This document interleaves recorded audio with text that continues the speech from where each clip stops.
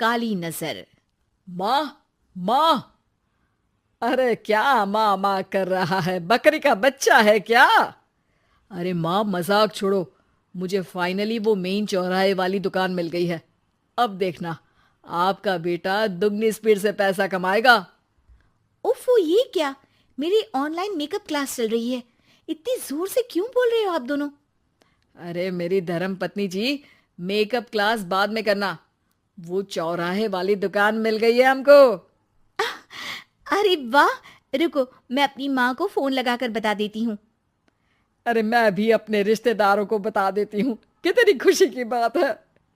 हाँ हाँ, मैं भी अपने दोस्तों को बता देता हूँ। 1 हफ्ते बाद रजिस्ट्री है। बस, घर में खुशी का मौका था। उन तीनों ने अपने अपने फोन उठाए और लोगों में बात फैलाना शुरू कर दिया। और रही सही कसर, श्वेता बहू ने अपने पड़ोस में सबको बताकर कर दी। अरे वर्मा आंटी, अब हम भी जल्दी कार ले लेंगे। घर का रेनोवेशन होगा और ठाट से रहेंगे हम भी। अरे, ऐसा क्या हुआ? लॉटरी बाटरी लग गई है क्या? अरे, इस बार चौराहे वाली मॉल में हमको भी दुकान मिल गई है। दुकान नंबर 21, जो एकदम चौराहे पर है। अब ग्राहक बढ़ेंगे तो आमदनी भी बढ़ेगी ही ना। अरे वाह, कितनी खुशी की बात है। मैं बहुत खुश हूँ तुम्हें इतना खुश देख के। बाकी एक बात कहूँ, सबको मत बताते फिरना। किसी की नजर लग जाएगी तो खुशी की खबर वापस लौट जाएगी। हैं? ऐसे थोड़ी ना होता है। अब डरा रही हो। अरे सही कह रही हूँ।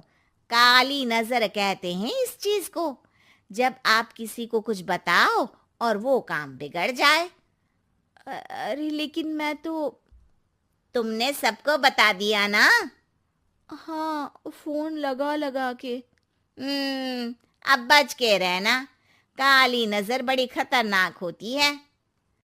श्वेता इतनी खुश रहती है कि वो वर्मा आंटी की बात पर ध्यान ही नहीं देती, जबकि पड़ोस में और भी लोगों से खुशी की खबर शेयर करती रहती है। अगले दिन राजेश बहुत दुखी होकर घर आता है। अरे बेटा, क्या हुआ? मुंह क्यों सूजा हुआ है? मधुमक्खी ने काट लिया क्या? माँ, वो दुकान किसी और के पास चली गई। किसी ने ज्यादा भाव लगा दिया। अरे पर बात तो आपसे हुई थी ना उस दुकान वाले की। हाँ, आज मैं टोकन अमाउंट देने गया था, तब मुझे पता चला। कोई आकर सुबह मुझसे पहले ही ज्यादा अमाउंट दे गया। हम्म, काली नजर। क्या? क्या कहा? वर्मा आंटी ने समझाया था कि किसी को बताना मत, वरना काली नजर लग जाएगी। अच्छा, तुम्हें उनकी बात मान लेनी चाहिए थी। उनकी बात मान लेती, लेकिन उसके पहले ही सबको बता चुके थे ना हम तीनों। अरे अगली बार से ध्यान रखेंगे। कोई भी नई चीज होगी तो किसी को नहीं बताएंगे। तीनों कुछ दिन ऐसे ही रहते हैं, पर एक दिन श्वेता को एक मेल आता है। राजेश, मेरा ऑनलाइन मेकअप कोर्स कंप्लीट हो गया। अब मैं खुद का पार्लर खोल सकती हूँ। अरे वाह, अपने मोहल्ले में ही खोलते हैं। ये जो घर के सामने दुकान है ना, वहीं। हाँ, यहाँ सस्ती भी मिल जाएगी। अगले दिन श्वेता वर्मा आंटी के पास जाती है, मिठाई का डब्बा लेकर। अरे आओ आओ, कैसे आना हुआ? जोर से नहीं बोलूंगी। वो सामने वाली दुकान है ना, वहां मैं अपनी पार्लर की दुकान खोलने वाली हूँ। उसकी मिठाई है। अरे वाह, बहुत बधाई हो तुमको। हाँ, मैं कमाने लगूंगी तो राजेश पर पूरे घर का बोझ नहीं रहेगा ना आंटी जी। ये तो है। पर ये बता कि तूने ये बात किसी और को तो नहीं बताई ना? अरे नहीं नहीं, पिछली बार गलती कर दी थी। काली नजर लगी किसी की और राजेश के हाथ से वो दुकान चली गई थी। सबको मत बताना।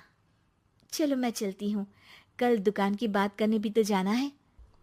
अगले दिन श्वेता दुकान के लिए मालिक से बात करने जाती है। अरे लेकिन दुकान तो हम कल रात को ही किसी को दे चुके हैं। कल ही? हाँ, कल ही। 2 दिन बाद कोई यहाँ पार्लर भी खोल लेगा। अब कहीं और दुकान देख लीजिए। अरे पर हमको भी तो पार्लर ही खोलना था। हाँ भाई, एक ही दुकान है, आधी आधी तो नहीं दे सकता ना मैं। राजेश और श्वेता घर पर हताश होकर आ जाते हैं। इस बार तो किसी को बताया भी नहीं था, अब किसकी काली नजर लग सकती है। सुनो, तुमने माँ को बताया था क्या? अरे कैसी बात कर रही हो, माँ की नजर थोड़ी ना लगेगी। पक्का तुमने किसी को नहीं बताया था ना? सिर्फ वर्मा आंटी को बताया था, उन्होंने ही मुझे किसी को नहीं बताने को कहा। अरे यार, तुम भी सही हो, मेरी माँ को नहीं बताने को कह रही हो, पर वर्मा आंटी को बताना तुम्हें जरूरी लगा। अरे वर्मा आंटी ने ही तो काली नजर के बारे में बताया था ना, वो हमेशा हमारा भला ही तो चाहती हैं। मेरी माँ भी हमारा भला ही चाहती है। अरे पर चिल्ला क्यों रहे हो? बात नहीं कर सकते क्या आराम से? नहीं आता वो आराम से बात करना, और करना भी नहीं चाहता हूं मैं। दुकान जाने का दुख गुस्से में बदल गया था और राजेश और श्वेता में बात बंद हो गई थी। 2 दिन बाद मोहल्ले में पार्लर का इनॉग्रेशन हुआ, जिसमें मोहल्ले के सभी लोगों को बुलाया गया, पर श्वेता, राजेश और माँ नहीं जाते। माँ, अंदर आ जाओ, क्या देख रही हो? अरे नया पार्लर देख रही हूं अपने आंगन से। देखो, माँ को दूसरे का सुख देखने में कितना मजा आ रहा है, मेरा दुख नहीं दिख रहा इन्हें। यहाँ मेरा पार्लर भी तो हो सकता था। अरे चुप रहो यार, हर बात में लड़ाई क्यों ढूंढ रही हो? राजेश और श्वेता फिर बहस करने लगते थे। तभी माँ ने दोनों को बाहर बुलाया। अरे जरा देखो तो, दुकान चलाने वाले का बोर्ड पर नाम क्या लिखा है? श्रुति वर्मा। गाड़ी निकाले बेटा, हमें कहीं जाना है। काली नजर का इलाज कराने? राजेश अपनी बाइक निकालता है। तीनों ट्रिपलिंग कर रहे हैं। माँ राजेश को उस मॉल वाली दुकान पर लेकर जाती है जहां राजेश अपनी दुकान खोलने वाला था। यही दुकान लेना चाहता था ना तू? हाँ, पर इनको भी दुखी करने लेकर आई हो क्या यहाँ पर दुकान दिखाकर? वहां काफी नहीं था? अरे श्वेता, थोड़ा सब्र रख, अभी पता चलेगा कि हम यहाँ क्यों आए हैं। बता, इस दुकान चलाने वाले का नाम क्या है? अनुपम वर्मा। कुछ समझ में आया?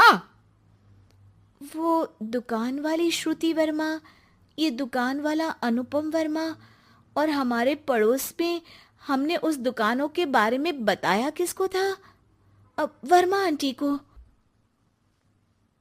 मतलब वर्मा आंटी ही हमारा काम बिगाड़ रही है? नहीं नहीं, ऐसा नहीं हो सकता, ये बस इत्तेफाक है।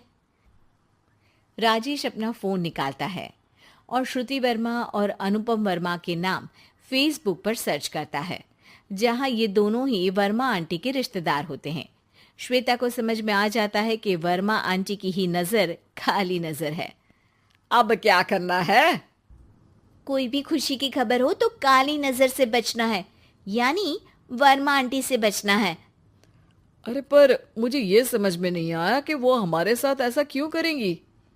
अरे बेटा, एक सीख है, दूर के आदमी को आपकी तरक्की से कम परेशानी होगी, पड़ोसी को ज्यादा।